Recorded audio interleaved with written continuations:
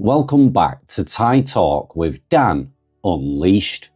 Most of you know Thailand as the land of smiles, the beaches, the food, the friendly faces. But there is a version of this country that exists only after the sun goes down.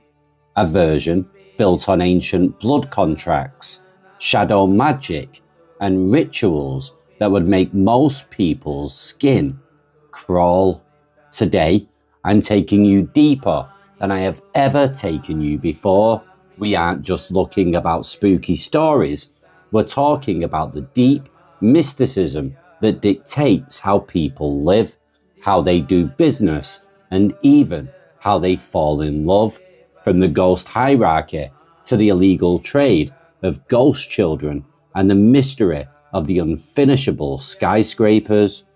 This is the side of Thailand nobody really understands. Get comfortable because things are about to get very dark. The spirit houses negotiating with the dead. You see them everywhere, the San Pra Pum. But let's look at the details people miss. Notice the red Fanta. Look at the straw. It's always placed perfectly. In the old days, to appease the landlord spirit of a property, you had to offer a fresh blood sacrifice. When King Rama I moved to modernized Thailand, animal sacrifice was phased out, and red soda became the symbolic substitute for blood. But it's not just one spirit. Most properties have two houses. The one on a single pillar is for the guardian angel. The one on four legs, that's for the Chow Ti, the literal ghost of the land who was there before you. If you don't feed them, if you don't show respect, Thais believe these spirits don't just leave, they stay. They sabotage your business. They cause accidents in the kitchen. In Thailand, you don't own your house. You just rent it from the dead. The ghost hierarchy, the predators. Now let's talk about the P, the ghosts. In the West, a ghost is just a transparent person. In Thailand, they are predators. Take the Krasu. By day, she's a normal woman, but at night, her head detaches from her body, dragging her heart, lungs, and intestines through the air. She glows with a faint green light as she hunts for filth and blood. This isn't just about legend.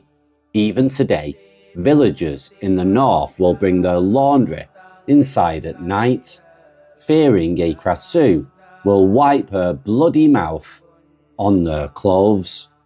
Then you have the Pret. These are the hungry ghosts. They are as tall as palm trees, with limbs like sticks and skin like paper. But their mouths are as tiny as the eye of a needle. They are the spirits of people who were greedy or ungrateful to their parents. They wander the temple grounds at night, whistling a high-pitched sound, eternally starving because they can never fit enough food through that tiny opening. When you hear a high-pitched whistle in the Thai jungle at night, you don't whistle back. Kuman Tong, the golden ghost child. This is perhaps the darkest corner of Thai mysticism. You'll see these small statues of young boys in shops and homes. The owners treat them like real children. They give them toys, sweets, and even talk to them. Why? Because a Kuman Tong is a ghost child meant to bring immense wealth. But the origin is terrifying. According to the legend of Kun Pan, the first Kuman Tong was created by surgically removing an unborn fetus from a deceased mother, roasting it over a fire in a cemetery while chanting necromantic spells and then plating it in gold. While this is strictly illegal today, underground practitioners are still caught by police trying to smuggle fetal remains for these rituals. People believe that if you adopt one of these spirits, it will whisper business secrets in your ear and protect your money. But if you stop feeding it, the spirit will turn on you like a neglected, angry child. Lek Lai, the liquid metal of the gods. Have you ever heard of Lek Lai? It's arguably the most mysterious substance in Thailand. It's a living metal found deep within sacred caves. Legend says Lek Lai is a liquid elemental that can only be harvested by high-level monks who have mastered fire-staring meditation. They use a single candle to melt the metal out of the cave walls. Thais believe that if you possess a piece of Lek Lai, you become invincible. There are stories of soldiers walking through minefields or being shot at point-blank range, only for the bullets to drop to the ground. It is the ultimate talisman, and the real stuff is considered priceless, guarded by monks in secret locations across the Thai highlands. Love spells binding the soul. Let's get into the Yasang, the love spells. In the unleashed side of Thailand, love isn't always left to chance. The most feared tool is Nam Man Prai. This is an oil traditionally extracted by holding a candle under the chin of a woman who died under violent circumstances. Just one drop of this oil touched to a person's skin is said to make them fall into a mindless, obsessive love with the caster. But it's a curse, not a romance. The victim often becomes sickly, they lose their personality, their skin turns sallow, and they become a shell of a human. This is why you'll see many Thais carry protection amulets, specifically to ward off food magic.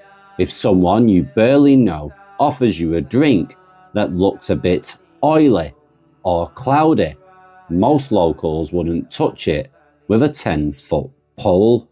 The ghost tower, inauspicious shadows.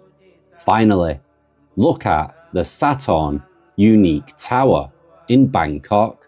The ghost tower. It's a 49-story skyscraper that sits abandoned in the middle of the city.